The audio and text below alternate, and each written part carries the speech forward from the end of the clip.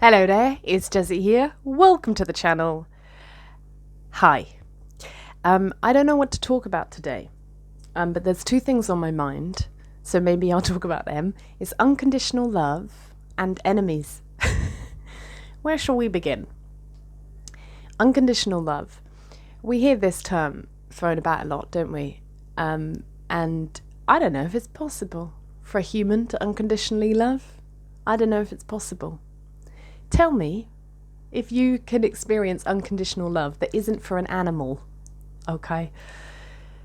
Because I think we're so complex and we're so fragile as humans in terms of our needs and them being properly tended to in childhood, which I think is almost nearly impossible because everyone's needs are different.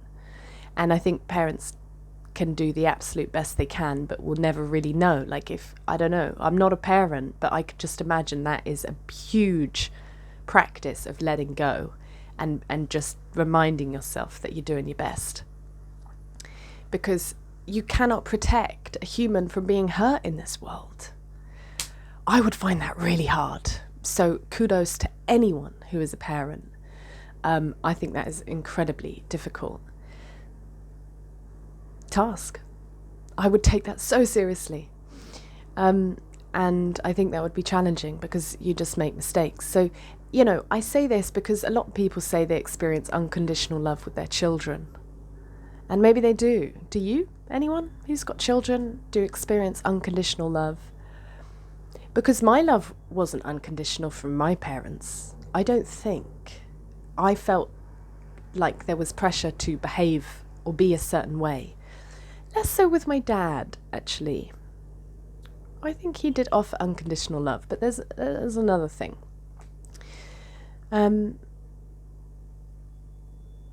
Yeah, I don't know. Anyway, I was talking to a friend about it because she was saying to me, oh, you need this person. I was talking about a situation that I'm trying to process at the moment. It's very, very deep and a bit dark.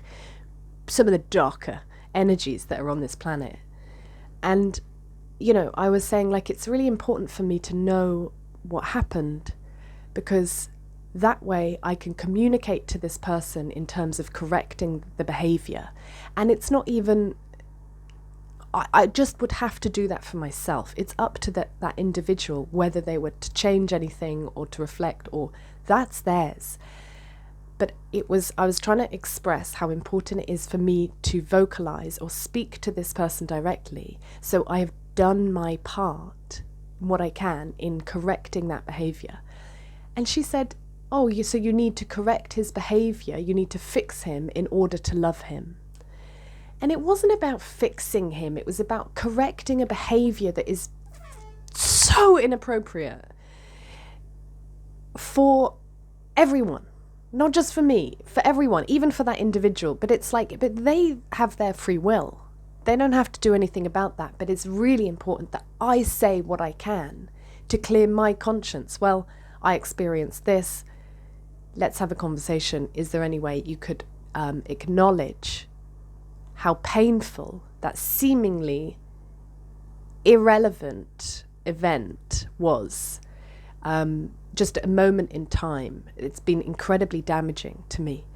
And I need to do that for myself.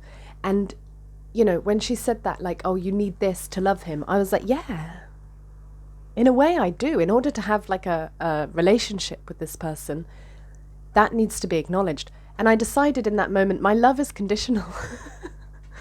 And I'm okay with that. I have conditional love. I have expectations of how I believe my family and my friends should treat me, vice versa. It goes both ways. They're allowed to have their expectations too, and if we're not meeting those, let's not continue the relationship because we're hurting each other, not adding to. So I thought in that moment I have conditional love, and I think most humans do, and I think that's okay because of the fragility of this experience. And I say fragility, but also incredibly robust. It's amazing how we're both things as humans. And I thought, yeah, my love is conditional, and I think most people's love is conditional, and I think that's okay. And if you want unconditional love, get a dog. I think that's what dogs are. Not cats. Cats love is not unconditional. I like that about cats. But dogs kind of are, aren't they, if they haven't been too traumatized. And then, if you have been traumatized, love becomes conditional. Maybe that's it. In is like a protective mechanism. It's safe. I haven't experienced unconditional love, so yeah, my love's conditional. That's the first thing. Thoughts. I would be really curious as to your thoughts and your experience of conditional/unconditional love. The second one is enemies. So this was quite I remember going to Christmas once at a family friend's house. And I didn't know this family friend too well. Really lovely guy. We were getting to know him on Christmas. And he was talking about an enemy he has in the village. And I was absolutely dumbfounded. I thought, my goodness, you have an enemy and you're talking about it so openly. I was like, I don't have enemies. I've never really considered that. I've just not brought that it just hasn't really existed consciously. And I can safely say, since that moment, I've looked at things a bit differently. And, maybe this is very limited perspective, and maybe this is a shortcoming of mine at this moment in time. And that's okay. I'm okay with it. I'm really happy with where I am. And moving forward as well. And I have enemies. I've racked up some enemies over my time. And I'm okay with it too. I do feel like the more I've become authentic and real to myself, the more enemies I've accrued, which is so fascinating. And there's a quote somewhere by someone, I don't know, but it's along the lines of if you don't have enemies, you're doing something wrong. Something like that. And that's speaking to me at the moment, because it has been a reflection of right, I will be who I am. And people don't like that.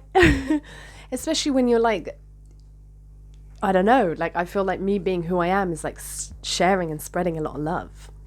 And love irritates hate, remember. So it does accrue enemies. And I'm kind of proud. I'm kind of proud. Which is the weirdest thing. I would have never said that 10 years ago. And maybe I won't say in the future. Maybe I'll be like, that was so silly of me to think that. That's to be proud of that. But it's where I am. What do you think? Have you got enemies? Do you think enemies are wrong? Or that's a shortcoming on my behalf? Not being able to forgive, which isn't true. I can forgive and not forget. Maybe enemies is when I'm not forgiving. I can understand. I can empathize. And I can say, no, not for me, thank you very much. Oh, it's this thing about correcting behavior. So it's a funny one, isn't it? Because everyone can do whatever they want, and I absolutely honor free will.